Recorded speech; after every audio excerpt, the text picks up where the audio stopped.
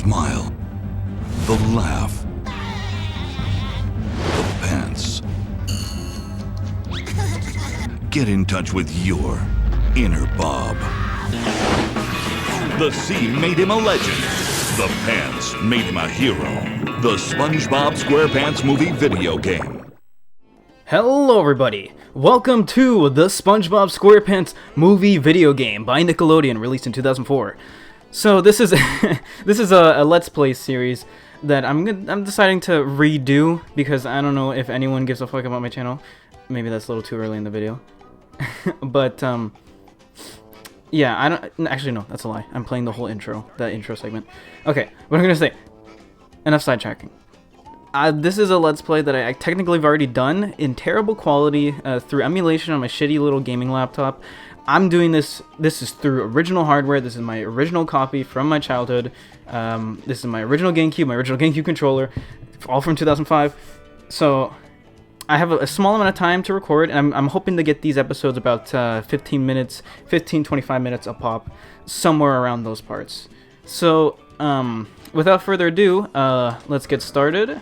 This game is an unsafe feature. So we're gonna go memory slot A and ignore that top file. We're gonna overwrite it. It may or may not have a failed recording series where I got 4 episodes in, but I didn't like it. So this is a lot better audio mixing. I had some issues, so you know, and better commentary. I'm closer to the mic. The mic's closer to me. I'm more energetic right now. Let's get this thing done. So starting off, we have no cheese, which you know, if you watch the movie, this follows the movie fairly closely. You know what? There's some weird differences. Hell, I think there's even some unused script lines in this movie for some of the cutscenes. This early part is just, talking about Bikini Bottom and stuff like that. That was a sick voice crack. Our story begins above the town of Bikini Bottom. As we descend beneath the waves, we find I don't know if that's too quiet or not. It probably isn't. No, it's probably not going to be too quiet. So, let's get started. I think it switches to real time, yeah. So real in-game cutscene from SpongeBob's dream. Spoiler alert. Models are obviously incredible. What are you talking about? These graphics are great. Talk to me, Krabs. It started out as a sibling. A Krabby Patty with cheese. Jeez. So what went wrong? When the customer took a bite. No! Oh, jeez! And they actually got Clancy Brown to voice Mr. Krabs, and at least for these segments. I don't think they're ripped from the movie. I think these were actual recording sessions. But yeah, here we are. If you don't know, it was kind of hard to get Clancy Brown to do damn near anything video game related for a bit. Which is why he sounds like a freak in Battle for Bikini Bottom. And might I add, yes, this is a game from my childhood. I never had Battle for Bikini Bottom. This was my Battle for Bikini Bottom because I was born a little bit later. And this is my shit, alright? I'm gonna be honest, this is probably so much bias, but I really do think I like this game more. I'm not gonna say this game is better because it's not nearly as open. There is, obviously, Bikini Bottom, okay, Battle for Bikini Bottom is the better thing. It's the excellent camera, that's my fault. But yeah, Battle for Bikini Bottom is definitely the far better title in comparison. But I just like because they already had all the assets at hand, they customized everything as much as they could, the custom compositions and everything, the level layouts. You know, even if it's a linear title, I much enjoy this one. I would play this one any day over the other one, and that's why I have 100. Actually, I was gonna say that's why I have 100% save file on this one. But technically speaking, I 100% in Battle for Bikini Bottom twice. So I've played that one more, if you want to argue, although in terms of time spent in the game, no. I definitely restarting this game 100 million times as a little kid because I was stupid and couldn't read. Anyways, let's get to the first cutscene where we get our first interaction. These show up throughout the game. Also, I'm going to have to talk about a few things. I'm going to get sidetracked so much. But you see these weights I'm picking up? Well, the whole point of the movie is, you know, SpongeBob wants to become a man. Maybe not at this point in the movie, but, you know, that's the whole point. So those are our manliness points. I forgot what they're called. I think it's just P points, whatever. So here we go.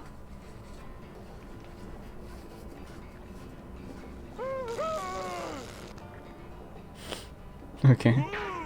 I never understood these cutscenes.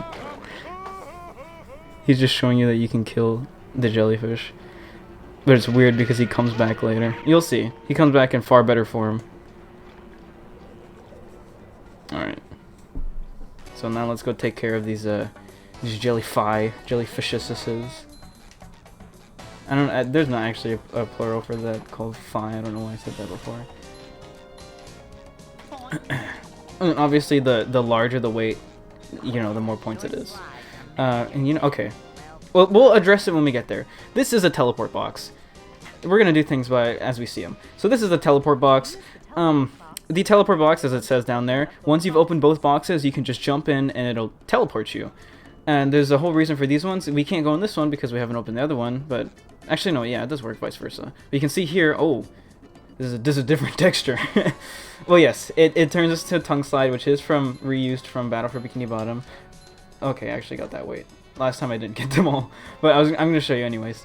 So the teleport box, yeah, now I've opened both boxes, and usually you can see it's not exactly easy to get back up there. I mean, you can, I think, if you try real hard, but it's not designed that way. So in case you missed something, or you just want to get back up there, you know, just to go back around, the teleport box will help you, and helps you go back to this one-way segment, per se. But also over here, I don't know if you noticed that rather large, shiny thing in the distance. Yeah, that's a chest. It's a mimic because it's moving. No, okay. But it's a living chest, and that is an extra. Now, actually, I'll go over these right now. So it's just gonna tell you what extras are or how to access them. This is the pause menu. I think it's the same in Battle for Bikini Bottom, where you have, oh, spoiler alert, but that's a goober token. Has nothing on it because we haven't collected it yet.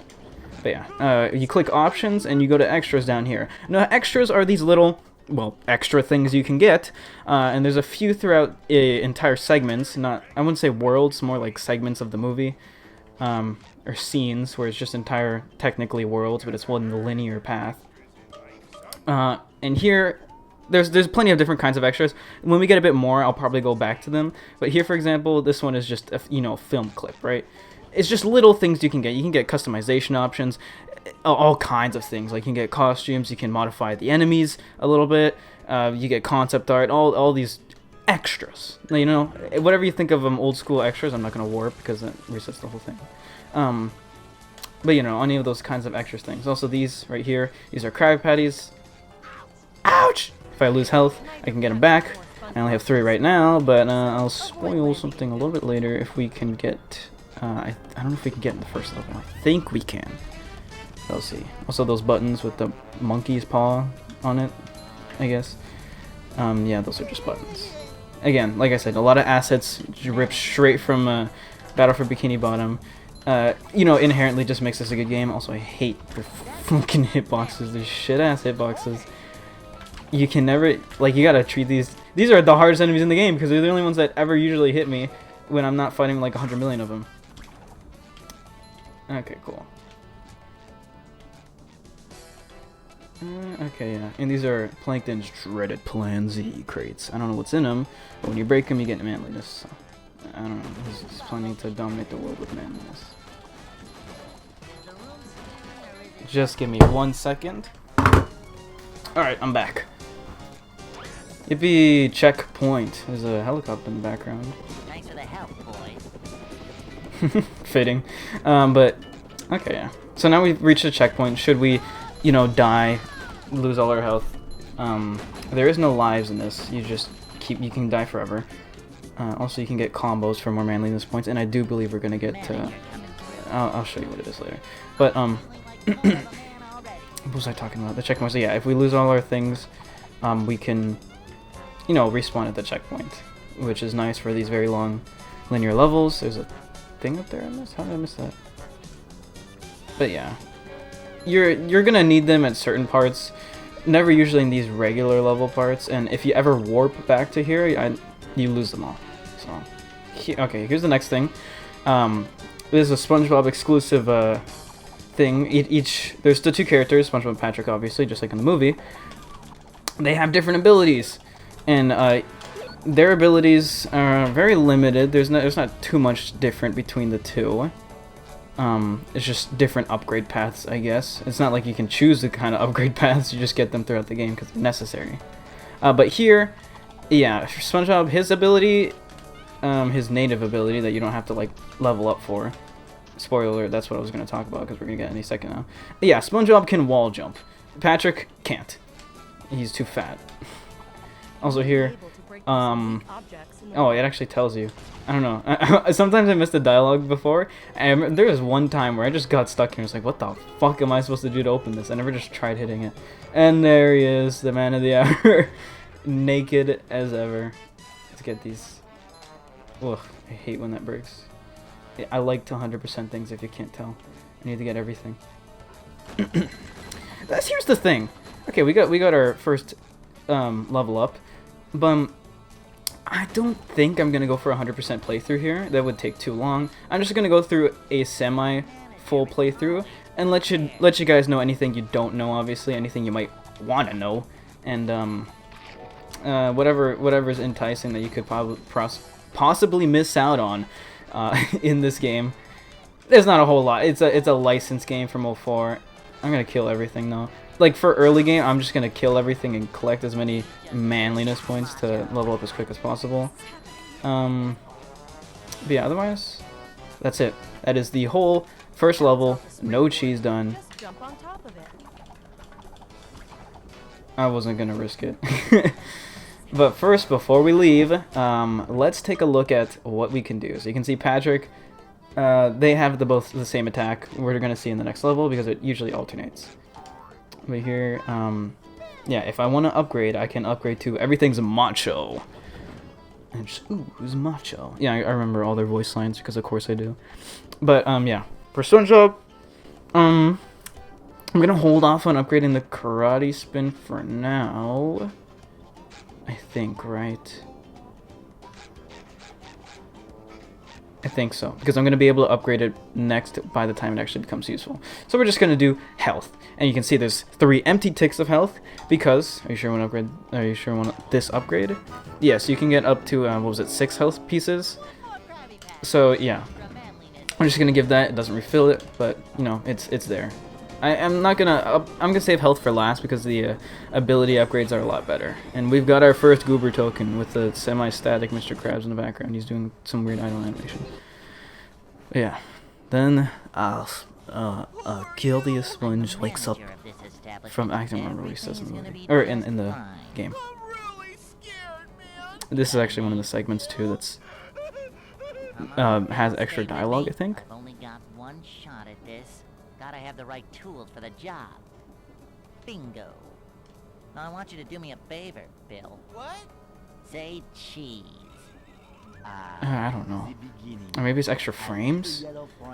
No, I have no idea. There was something about this. There's a cutscene or two, or a few script things that are extra in this game, because obviously it was in development at the same time of the movie. They released both in 2004.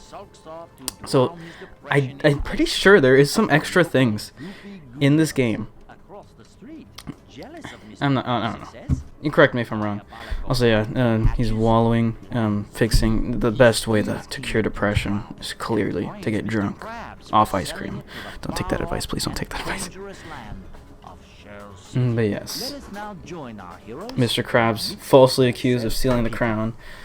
You know, there's so many like plot holes from that, but who cares? It's a cartoon animated sponge movie. I'm ready. Depression. Also, loading times aren't the worst, but they're a little bit long. Actually, no, not super long. Come on, wake up. It's 8 in the morning. This is weird because Patrick doesn't actually wake up in the movie. He even gets some extra dialogue later on. The guy doesn't say 8 in the morning. Patrick does, but I guess I'm spoiling. Also, here's the enemies. Oh, fuck. You know, I had their name before. I don't remember what it is anymore. I'll put it on screen. I'll try and label everything as best I can. There's nothing back here. Excellent model, by the way. Patrick's pretty basic. He can't spin in the air. There's a reason for that. Where SpongeBob can. It gives him extra height. Otherwise, you can just spin on the ground, and that's practically it early on. They're not... I don't remember what they're called. I really can't. Use the organ. I think this song is used in Battle for Bikini Bottom as well. Also, breaking everything doesn't help, but, you know, it helps me feel better, because I used to do that all the time. Just gonna collect everything around here. That doesn't do anything. And I do like the, like I said, I like the custom soundtracks, the OST for a SpongeBob movie game, because I don't, it's so unique. This feels a lot more like SpongeBob to me than Battle for Bikini Bottom, because I don't know how to explain it, but that game to me has sounded like bootleg SpongeBob almost. I don't know how to put my finger on it, or I can't quite put my finger on it. It just sounds like a bootleg SpongeBob soundtrack, and I don't know how to explain it. It just does. Just break everything. Can give Patrick his own level up. Oh, plenty of platforming things. I don't have to explain these super basic things, like obviously this platform goes up and down, in case you didn't know that. And occasionally enemies pop out of. I believe in this level it's gumballs. There's certain levels. It's different per level from level to level theme. And I will say, oops, these enemy types, they don't change. You just discover a new enemy type throughout the game until you get to Planktopolis, which is, you know, obviously the end of the movie. And I thought that was the following one. And then they're just all reskins. Although I do like that. It's like stylized, and each enemy reflects new abilities you unlock per like scene. Like I said, it's not necessarily worlds. It's probably easier if I call it worlds. SpongeBob's arms are not attached. But yeah, each movie scene, you unlock basically new abilities and new enemy types. So you can see here, I forgot what these guys are called too. But they slap you with the brooms here. Right, let's press the button. Ooh, jumpy, jumperoos. I keep hitting the bottom of the desk with the controller. Can I adjust the camera? Not really. Oh, fuck. Okay. You can, if you hold it, but that just gets it in closer, like further. Okay, whatever. Oh, I'm an idiot. Looks like I gotta do that all again. I'll cut to when I have to do it again. Or I'll cut to when I get to that part again. Okay, I'm gonna quickly get past this section. I'm a little busy today. Double jumping early on makes you lose all your momentum. But yeah. Bullshit. Where should I leave off? Okay, you know what? I'm gonna go as... okay, once I unlock... There's a little... You unlock different goober tokens. This cutscene's introducing a new, I guess, enemy type. This just is an enemy spawner. They all look like that with a little cannon on top. They're just themed throughout per level. You know, this one just gets burped into oblivion. Thrown up into oblivion. I think it's just burp. But yeah. So, I'm wondering when the activation's gonna show up, because I kinda need to go. Just waiting for it to show up. Let's say, you are now able to do Up Chocolate Creek. There it is. Up Chocolate Creek challenge is now open. So, to get goober tokens, they're kind of required in some amount. You need a certain amount to get through certain segments to unlock certain abilities. That thing does hurt you, that shockwave. But yeah, the checkpoint doesn't matter. What matters is getting that. Because then now if I pause, check it out. I can instantly teleport to Up Chocolate Creek. And that means I'm going to hold off right here so I can teleport back here on the next part. So thank you guys so much for watching. I hope you enjoyed this first part. I've got to go. But yeah, there's still so many things to explain. This is related to this thing, which you actually can't get to right now. So I'm just going to give you one more factoid before we leave. Yeah, so you're going to do some backtracking for some of these areas, and you can see they're all question marks. You can unlock different challenges. They're all challenges, because the main one is always, you know, getting to the end. But there's several challenges sprawled throughout, you know, the further you get throughout the game. There's different level types in 2. Like I said, we'll get to it when we get there. But for now, again, thank you guys so much for watching. Hope you guys tune into the next part, and I hope it taught you a thing or two about the SpongeBob SquarePants movie video game. Alright, see you guys later. Bye-bye.